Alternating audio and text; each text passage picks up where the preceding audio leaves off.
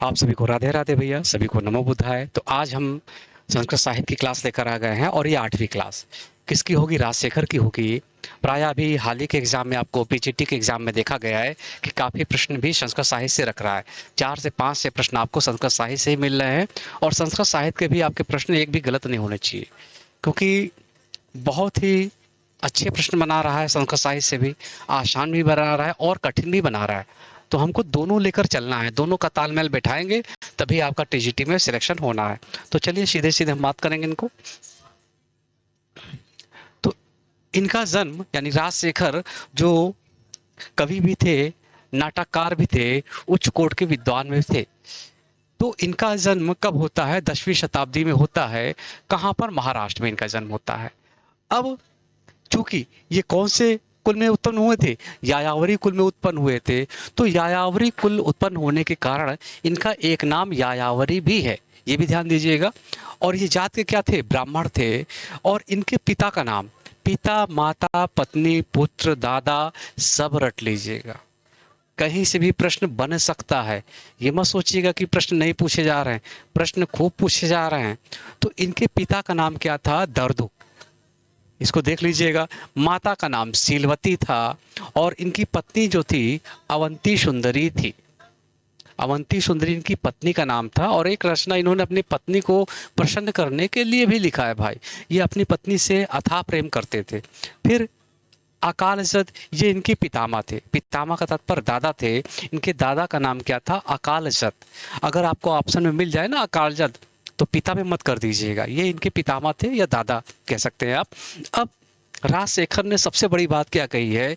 इन्होंने साहित्य को क्या कहा है? पंचमी विद्या कहा है।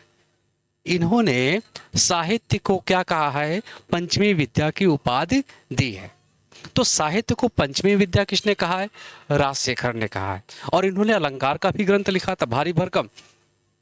फिर ये यायावरी कुल में उत्पन्न हुए थे, जात के ब्राह्मण थे। और जो इनके आश्रयदाता थे, एक महेंद्रपाल और फिर इनके पुत्र आपके महीपाल और ये युवराजदेव प्रथम, ये 3 आश्रयदाता माने जाते। लेकिन मुख्यतः आप 2 ही मानिएगा, महेंद्रपाल और इन्हीं के पुत्र महीपाल, 2। तो आश्रयदाता 3 थे, महेंद्रपाल, महीपाल और युवराजदेव प्रथम, ये 3 आश्रयदाता थे। अब इसके बाद हम बात करेंगे इनकी कृतियों की। तो इनकी कृतियां देखिए मुख्यतः कितनी है? 5 ही है। लेकिन एक हरविलास का भी हेमचंद ने दिया है कि भैया इनकी एक रचना कौन सी है? हरविलास भी है, लेकिन ये रचना अभी उपलब्ध ही नहीं है। तो 5 है मुख्यतः, एक हरविलास को भी ध्यान रखिएगा। तो पहला इनका बाल रामायण, बाल रामायण, बाल भारत। अच्छा, बाल चरित किसका है? एक बाल चरित भी नाटक है ना, तो यह ध्यान दीजिएगा। बाल चरित किसका है? भास जी का नाटक है। बाल चरित किसका है? ये भास का है। और इनका है बाल भारत, बाल रामायण। तो बाल रामायण 10 अंकों का नाटक है ये, बाल भारत 2 अंकों का नाटक है, विदुषाल भंजिका 4 अंकों का है ये नाटक। फिर तीसरा, चौथा कर्पूर मंजरी 4 जवनिकाओं में ये उपलब्ध है ये, यानी यहाँ पर अंक की जगह जवनिका नाम दिया है। फिर काव्य मंजरी 18 अधिकरण है, जिनमें कि एक ही अधिकरण मिला है, प्राप्त हुआ है, तो ये भी ध्यान दीजिएगा। और पहले अधिकरण में कितने अध्याय है? 18 अध्याय। लेकिन टोटल इस पुस्तक में कितने अध्याय थे? 18 अधिकरण थे। जो कि पहला अध्याय इसको प्राप्त हुआ है, यानी पहला ही अधिकरण इसको मिला है, प्राप्त हुआ है जो इस रचना में, उसमें 18 अध्याय दिए हैं। तो पहले अध्याय अधिकरण में 18 अध्याय, और ये रचना पूरे कितने अधिकरण में है? 18 अधिकरण। आगे हम चर्चा करेंगे बहुत डिटेल से। फिर 5वां इनका काव्य मीमांसा और 6वां इनका हर विलास। इसको भी नज़र में रख लीजिएगा, कभी कभी पूछ लेगा कि भैया कौन सी रचना राजशेखर साहब की नहीं है, तो हर विलास भी दे सकता है, तो बस माइंड में रख लीजिएगा इसको। ठीक है, यहाँ तक एक बार देख लीजिए इनकी रचनाएं। सीधा सीधा पूछेगा तो आप रचना बता दीजिएगा। बाल रामायण, बाल भारत, विद्यासाल भंजिका, कर्पूर मंजरी, काव्य मीमांसा और हर विलास, ये रचनाएं, इनकी 6 रचनाएं मिलती हैं। अब हम बात करेंगे इनकी उपाधियों की। तो कवि शेखर की उपाधि इनकी थी, इसको किसने दिया था? इनके जो आश्रयदाता थे महेंद्रपाल ने दिया था। कविराज की उपाधि भी इनकी थी, किसने दिया था? महिपाल ने। अब इनको बाल कवि की उपाधि भी दिया था, कौन सी रचना के कारण? बाल भारत और बाल रामायण रचना के कारण इनको मिहिर भोज ने बाल कवि की भी उपाधि दिया था। फिर यायावरी कुल में उत्पन्न होने के कारण इनको यायावरी भी कहा जाता था। तो ये बात हो गई उपाधियों की। अब हम रचनाओं की बात करेंगे और बहुत डिटेल में जाएंगे रचनाओं के। तो पहली रचना है जो बाल रामायण है। तो आप रामायण से आपको समझ आ गया होगा क्या इसका कथानक क्या है? रामायण ही है, मूलाधार क्या है? रामायण ही है। तो 10 अंकों का यह नाटक है और पद्यों की संख्या 741 पद्यों में है। 10 अंकों का यह नाटक है, 741 पद हैं। राम कथा का वर्णन है, उपजीविका। अब यहाँ से भी प्रश्न प्रायः बनने लगे हैं, तो हर एक रचनाओं का उपजीविका रट लीजिएगा। जितने भी संस्कृत साहित्य में मेन मेन रचनाएं हैं उनके उपजीविका भी आने चाहिए। सीधा सीधा पूछ रहा है उपजीविका, तो इसका उपजीविका यानी आधार ग्रंथ क्या है, आधार स्रोत क्या है? तो वाल्मीकि रामायण। फिर सीता स्वयंवर से लेकर अयोध्या लौटने तक का वर्णन है, कितने अंकों में? 10 अंकों में। तो बाल रामायण कथामूलक रामायण। फिर बाल भारत, कथानक इसका भारत है, महाभारत। सीधे सीधे दिमाग बैठाइएगा, 2 अंक ही प्राप्त हुए हैं। 2 अंकों का नाटक है, यानी 2 अंकों का नाटक माना गया है कि ये प्राप्त ही 2 अंक हुआ है।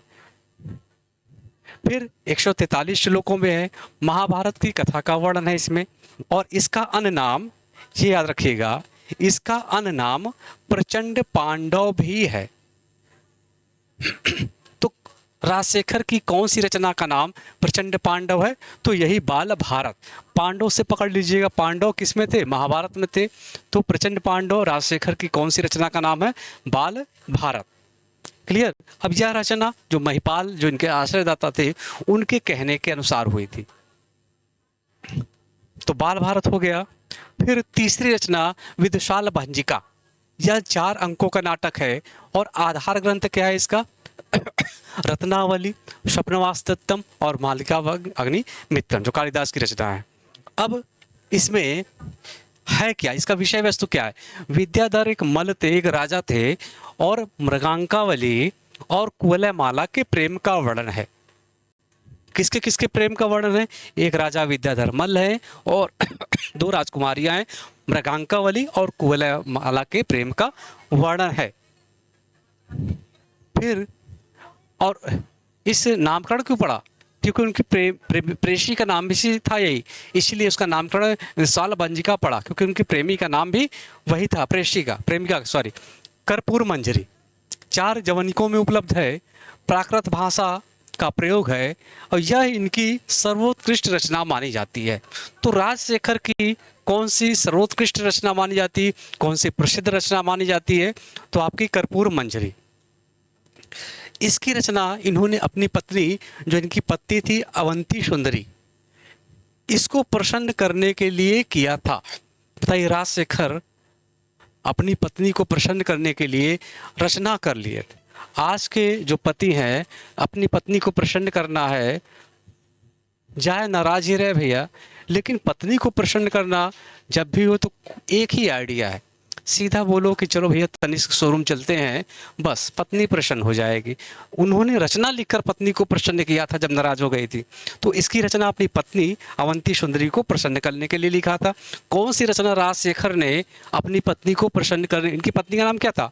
अवंती सुंदरी था। तो अवंती सुंदरी को प्रसन्न करने के लिए क्या लिखा उन्होंने? कर्पूर मंजरी। अब इसमें है क्या? चंद्रपाल और कर्पूर मंजरी के प्रेम का वर्णन है। तो राजा चंद्रपाल है और कर्पूर मंजरी के प्रेम का वर्णन है इसमें। फिर काव्य मीमांसा, ये भी इंपॉर्टेंट ग्रंथ है इनका। काव्य मीमांसा ये अलंकार का ग्रंथ है। तो राजशेखर का अलंकार का ग्रंथ कौन सा है? काव्य मीमांसा।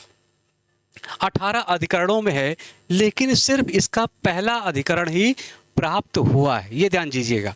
अगर पूछेगा कितने अध्याय हैं, कितने अधिकरण है, तो यहां से देखिए गहराई से प्रश्न बना सकता है। इस रचना में 18 अधिकरणों में विभक्त है, जो सूची दी गई है, पहले सूची दी जाती है, लेकिन इसका जो प्रथम अधिकरण है सिर्फ वही आज तक उपलब्ध है। तो 18 अधिकरणों में प्रथम अधिकरण ही उपलब्ध है, और जो प्रथम अधिकरण का नाम है कवि रहस्य, तो ये ध्यान दीजिएगा, इसका एक अन्य नाम क्या हो जाएगा, कवि रहस्य भी हो जाएगा। अगर पूछेगा कवि रहस्य किसकी रचना है, तो यही है कवि रहस्य। काव्यमीमांसा को ही कवि रहस्य कहा गया है, प्रथम अधिकरण को। तो ये ध्यान दीजिएगा। अब कवि रहस्य में कितने अध्यायों में विभक्त है, ये 18 अध्यायों में, यानी 18 अधिकरण में विभक्त है, और प्रथम अधिकरण ही उपलब्ध है, और प्रथम अधिकरण का नाम क्या है, कवि रहस्य। तो इसका एक अन्य नाम क्या मिल गया आपको, कवि रहस्य। अब कवि रहस्य कितने अध्यायों में विभक्त है, तो ये भी 18 अध्यायों में विभक्त है। फिर हर विलास, ये रचना जो है उपलब्ध ही नहीं है, ये रचना उपलब्ध ही नहीं है। इसको हेमचंद ने अपनी रचना में इसका उल्लेख किया है। बस ये समझ लीजिएगा कि हर विलास रचना आज उपलब्ध नहीं है, इसका संकेत इन्होंने हेमचंद ने दिया था अपनी रचना में। और इसमें क्या है, शिव चरित का वर्णन है। तो देख लीजिएगा, लिख लीजिएगा। और जितने भी संस्कृत साहित्य के हमने क्लास दे दिए हैं, ये 8वीं क्लास है ना, 1-2 क्लास और देंगे आपको, जो सिलेबस में है आपके एकदम से रट डालिएगा। इसीलिए इन सब की पीडीएफ में अपलोड करवा दे रहा हूँ कि कुछ ना करना तो जाके पीडीएफ से ही अपलोड हो जाएगी। अगर लिखने का समय नहीं है तो जाके वहीं से आप नोट कर सकते हैं सीधे सीधे। लेकिन एक बार सुन लीजिएगा, तभी एक बार आपको वो समझ में आएगा। ठीक है, फिर अगली क्लास में हम अगले संस्कृत के कवि को लेकर मिलते हैं। तब तक के लिए धन्यवाद सभी को।